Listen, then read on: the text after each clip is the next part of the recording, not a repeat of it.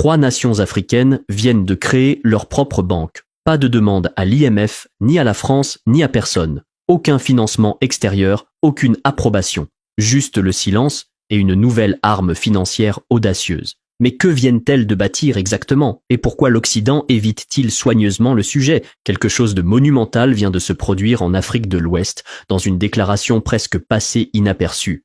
À première vue, la création d'une nouvelle institution financière par 3 pays enclavés pouvait sembler n'être qu'une initiative régionale classique. Mais en y regardant de plus près, ce n'est pas un projet comme les autres. C'est un séisme silencieux, un acte de rupture qui ébranle les fondements du système établi.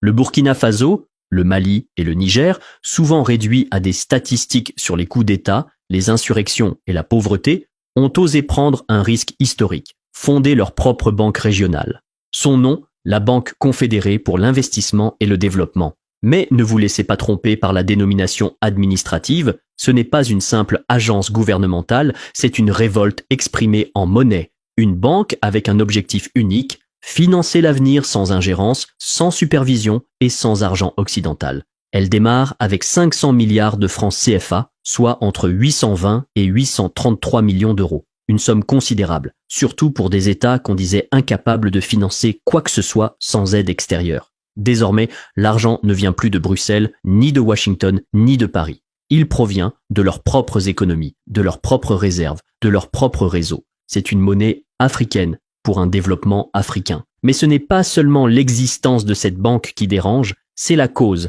et le lieu, car ces nations ne sont pas les géants économiques de l'Afrique. Ce sont des pays du Sahel, en proie au chaos géopolitique, abandonnés par leurs alliés internationaux, frappés par les sanctions. Et pourtant, malgré tout, elles ont réalisé l'impossible, là où tant d'experts ne voyaient que des espoirs. Plutôt que de manifester, elles ont discrètement bâti les instruments de leur souveraineté économique. Pas de cérémonie pompeuse, pas de dignitaires étrangers, pas d'investisseurs pour applaudir. Ce n'était pas une opération de communication, c'était une déclaration d'intention. Et cette intention est limpide. Ces pays ne demandent plus d'aide. Ils affirment qu'ils n'en ont plus besoin, et ils le prouvent non pas par des mots, mais par des actes. 3 États, tous issus de l'ancien système économique ouest-africain francophone, liés au franc CFA, profondément intégrés à des structures comme la CEDEAO et l'Union économique et monétaire ouest-africaine. Mais depuis 2023, tout a changé. Ils ont expulsé les soldats français, quitté la CEDEAO et rompu avec l'ordre établi. Alors quand ils disent avoir construit une banque, il ne s'agit pas simplement d'une institution.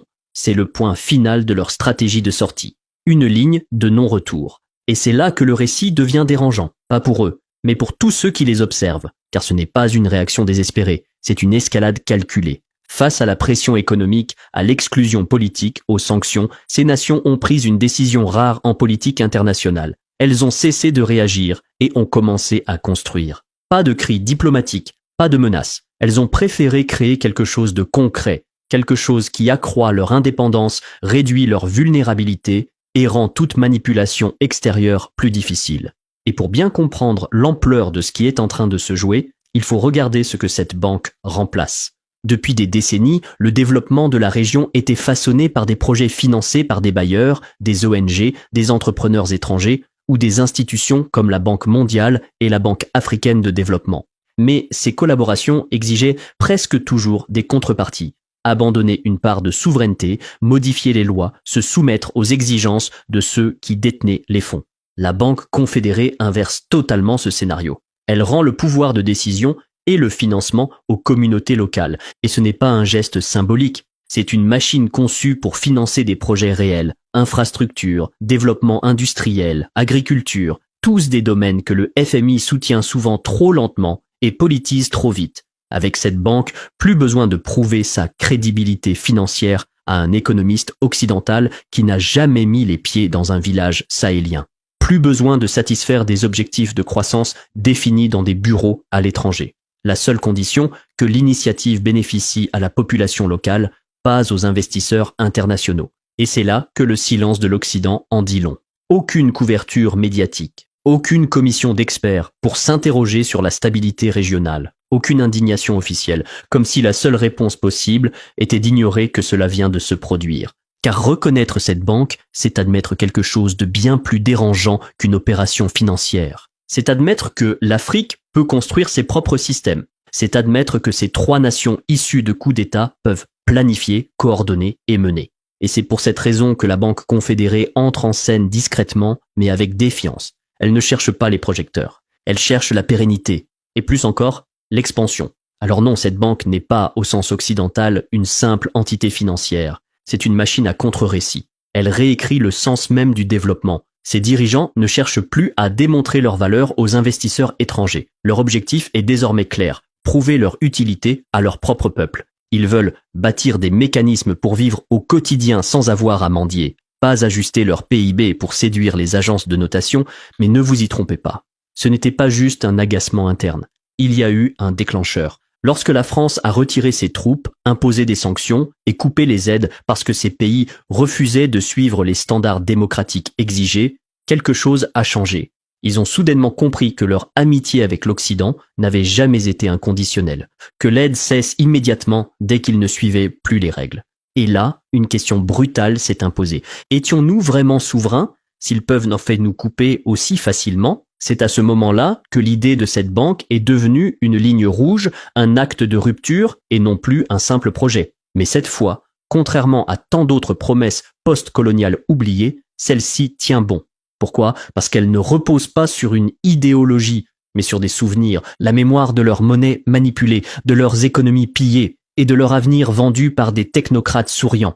Ils se souviennent, ce n'est pas de la paranoïa. Oui, ils ont bâti une banque, mais en réalité, ils ont bâti un mur entre leur avenir et ceux qui en contrôlaient les clés jusque-là. Et ce mur, vu de l'extérieur, fait peur. Parce qu'il ne bloque pas le progrès, ni la paix. Il bloque tout un système qui s'assurait que ces pays ne puissent jamais rêver sans permission. Ils ont arrêté de rêver sous les toits des autres et ont construit leur propre abri. Mais alors, que va faire concrètement cette banque ? Elle n'a rien d'un projet symbolique. Ce n'est pas un monument révolutionnaire. C'est un outil. Un levier pour déplacer de l'argent, des matériaux, des machines et des cerveaux. La Banque confédérée pour l'investissement et le développement n'est pas là pour briller, elle est là pour réparer, pour combler les vides que personne d'autre ne voulait combler. Pendant des années, l'Occident a promis des investissements en infrastructures. Et pourtant, les routes sont restées poussiéreuses, pleines de nids de poules entre ces 3 pays. La seule chose qui changeait, c'était le nom des consultants et leurs rapports. On annonçait à grand renfort de communiquer des projets ferroviaires à plusieurs millions avec la Banque mondiale. Mais aujourd'hui, c'est la Banque confédérée qui vient combler les promesses non tenues. Sa priorité, rebrancher l'ossature même de la région. On parle ici de lignes de chemin de fer qui connectent les zones d'uranium au Niger, aux usines au Mali et ensuite au centre de distribution du Burkina Faso. Pas pour exporter vers l'Europe, pas pour alimenter les ports, mais pour se connecter entre eux. Et c'est là toute la différence. Ce n'est pas une politique d'exportation de matières premières pour gagner de l'argent à l'étranger. C'est une stratégie d'intégration interne pour soutenir la main-d'œuvre locale et l'industrie régionale. Pendant des décennies, les seules routes viables étaient celles qui faisaient sortir les ressources d'Afrique. La Banque confédérée, elle, veut inverser cette logique. Connecter les mineurs aux raffineurs, les agriculteurs aux transformateurs et les produits aux marchés locaux. C'est une logistique de libération. Mais l'acier ne suffira pas à mener cette transformation. L'énergie est le prochain champ de bataille. Dans une région où les prix du carburant importé explosent et où les coupures de courant paralysent le quotidien, la Banque confédérée soutient une autre vision de l'avenir. Des réseaux électriques locaux, décentralisés et renouvelables. Leur stratégie ? Des investissements massifs dans des fermes solaires, surtout dans les zones où l'on manque le plus d'électricité, mais où le soleil abonde. Des méga-projets conçus localement, financés localement, sans validation du FMI. Des micro-réseaux alimentés par les communautés elles-mêmes, car tant que la lumière reste allumée, les écoles restent ouvertes, les frigos tournent dans les cliniques, les petites entreprises n'ont plus besoin de gasoil pour survivre, et soudain, le développement devient réel. Mais l'énergie n'est qu'un maillon de cette chaîne, l'autre, c'est la nourriture. La Banque confédérée s'apprête à frapper fort dans l'agriculture et l'agroalimentaire, mais pas à travers des multinationales, à travers des coopératives locales, des entreprises villageoises et des centres de distribution nationaux. L'objectif est simple, et pourtant radical. Manger ce qu'ils produisent, produire ce qu'ils mangent. Pendant trop longtemps, ces pays ont dépendu du blé, du riz et des aliments transformés importés, alors qu'ils possédaient des terres fertiles en abondance. Pourquoi ? Parce que le système d'aide décourageait l'autosuffisance alimentaire. Importer était souvent moins cher, pas parce que la terre manquait de richesse, mais parce que les petits producteurs étaient abandonnés, livrés aux sécheresses et aux filets de misère, pendant que la nourriture étrangère arrivait subventionnée. Ce déséquilibre est en train d'être corrigé. La Banque confédérée donne aux agriculteurs accès à toute la chaîne, équipement, irrigation, stockage, transformation. Fini le temps où on vendait des tomates pour quelques centimes avant de racheter la pâte de tomate. En boîte, venue d'Europe. Ce n'est pas de la charité, c'est la souveraineté agricole. Et elle se construit village par village, outil par outil, récolte après récolte. Mais il ne s'arrête pas là. Il regarde désormais vers le ciel. Oui, même le ciel a été colonisé. Pendant des années, ce sont les compagnies aériennes internationales qui ont contrôlé le transport régional en Afrique de l'Ouest. Un véritable cauchemar logistique. Pour aller d'un pays voisin à un autre, il fallait souvent passer par l'Europe. Un non-sens cruel. Mais ça, c'est terminé. Grâce à la Banque confédérée, une compagnie aérienne régionale est en train de voir le jour. Des vols directs de Bamako à Ouagadougou, sans escale, sans visa interposé, sans les tarifs délirants des anciennes compagnies héritées du passé. L'objectif est simple. Créer un corridor aérien régional. Dynamiser le commerce, le tourisme, l'éducation. Des éléments essentiels pour l'intégration régionale, mais qui n'ont jamais intéressé les investisseurs internationaux. Et pourtant, cela va plus loin que le simple mouvement des corps, car l'intégration ne se limite pas au déplacement. Elle repose aussi sur une chose encore plus fondamentale, la confiance. Et l'argent, lui, n'a jamais fait confiance aux frontières africaines.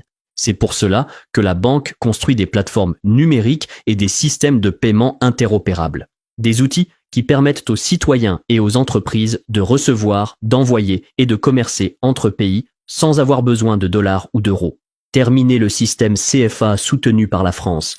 Terminer les frais absurdes pour envoyer de l'argent de Bamako à Niamey. Fini la dépendance aux devises coloniales. La Banque confédérée ouvre la voie à un véritable commerce régional. Et soyons clairs, ce ne sont pas des rêveurs qui dirigent cette banque, ce sont des stratèges. Chaque prêt, chaque projet, chaque investissement est pénétré de calculs, de gestion des risques et d'intérêt national. Ils ont vu les pièges de la dette. Ils ont lu les petites lignes. Et ils ont compris que l'argent gratuit venait presque toujours avec des menottes invisibles. Cette fois, ce sont eux qui fixent les règles. Ils n'ont peut-être pas encore des milliards, mais ils ont l'intention, une volonté organisée, lucide et financée localement. Chaque franc investi a une seule vocation, résoudre les problèmes que jamais aucun partenaire étranger n'a placés en priorité. Car oui, ce n'est pas une course pour rattraper l'Occident. L'objectif n'est pas d'imiter, c'est de construire ce que l'Occident n'a jamais eu l'intention de fournir. Si tu regardes les bilans comptables de la Banque confédérée, les budgets de projets, les réserves de capital, tu peux y voir des chiffres, des tableaux, des investissements. Mais si tu regardes autrement, tu verras qu'elle n'a pas été bâtie comme une banque. Elle a été conçue comme une colonne vertébrale, un réseau, un rempart. Car derrière les feuilles de calcul et les programmes de prêt se cache un objectif bien plus ambitieux. L'unification, mais pas pour les profits. Une unification pour la souveraineté, pour la politique, pour les peuples. Le développement n'est qu'un outil parmi d'autres. Le vrai but, c'est d'lier les trois pays à un avenir commun, qu'aucune force extérieure ne pourra briser. Pendant trop longtemps, l'histoire de l'Afrique a été celle de la division. Une division organisée, des frontières, des langues, des monnaies, même des fuseaux horaires, dessinés pour fragmenter. Des nations qui partagent des fleuves ne partagent pas leur chemin de fer. Des pays qui parlent la même langue s'échangent des langues étrangères. Des voisins qui devraient coopérer se retrouvent soumis à des bailleurs différents, à des créanciers différents, à des agendas divergents. Ce n'était pas une erreur, c'était un plan destiné à maintenir la dépendance mutuelle et l'asservissement extérieur. Aujourd'hui, la Banque confédérée abat ce mur, pas avec des traités, pas avec des conférences creuses, avec des investissements réels. Le Burkina Faso, le Mali et le Niger unissent leurs économies. Ils sécurisent leur avenir ensemble, par des connexions fibres optiques, des projets conjoints, des systèmes numériques indépendants, pas par des poignées de main symboliques, mais par l'action concrète. Cette banque ne prête pas seulement aux nations, elle finance un bloc, et cela change tout. On ne parle plus de 3 États fragiles, mais d'un ensemble coordonné, interconnecté. Quand vos plans de développement, vos réseaux d'énergie, vos transports et votre production alimentaire sont alignés, vous ne pouvez plus être divisés, car l'unité, c'est aussi un bouclier. Pris séparément, ces pays étaient vulnérables, faciles à renverser, faciles à sanctionner, faciles à asphyxier économiquement, mais ensemble, ils deviennent beaucoup plus difficiles à intimider, beaucoup plus difficiles à isoler. Fini les points de rupture isolés. Fini d'utiliser la faiblesse d'un État pour faire pression sur les autres. Quand le Burkina Faso a été coupé de l'aide, c'est le Mali qui a pris le relais. Quand le Niger a été sanctionné, ses partenaires de l'AES ont ouvert de nouvelles routes commerciales. Et grâce à leurs banques régionales, ils n'ont plus besoin de se justifier devant des bailleurs réticents. Chaque fois qu'une institution occidentale modifie ses standards de gouvernance, ils ne sont plus obligés de restructurer toute leur économie. Ils ont créé une boucle fermée, une boucle d'autodétermination, pas de secret. Et l'entrée de cette boucle, c'est la Banque confédérée. Si tu veux accéder aux opportunités, aux capitaux et aux marchés de ce bloc, tu dois respecter les règles de l'AES, pas celles de Washington, pas celles de Paris, ni de Bruxelles. Le rapport de force est inversé. Pour la première fois, ce sont les pays africains qui fixent le cadre. Et ce sont les autres qui doivent choisir s'ils veulent s'y intégrer, selon leurs conditions.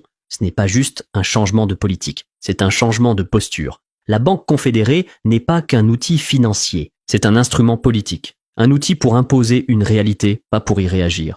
Un outil d'affirmation, pas de soumission. Et déjà, elle inquiète bien au-delà du Sahel.